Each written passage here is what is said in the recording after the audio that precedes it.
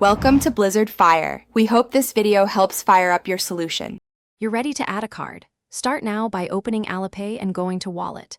You need your bank card and the ID info linked to the bank because Alipay verifies identity. Once done, tap the plus or add card button in Wallet. This initiates the secure card entry flow.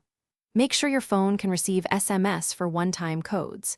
If you can't receive SMS, stop and enable message access before continuing. Now you'll enter the card information step by step. You can scan the card with the camera for speed or type the number and expiry manually. Accuracy matters to avoid verification errors. Select the issuing bank when prompted so Alipay can route verification properly. Then provide your ID number and request the SMS OTP.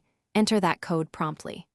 Once the system confirms, the card moves to a pending status and finish by confirming activation.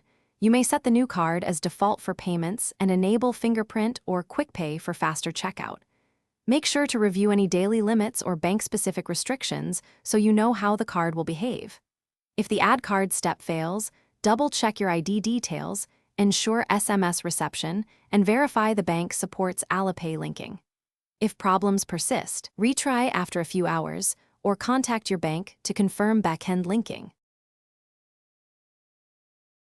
Thanks for watching. If you found this helpful, don't forget to like and subscribe.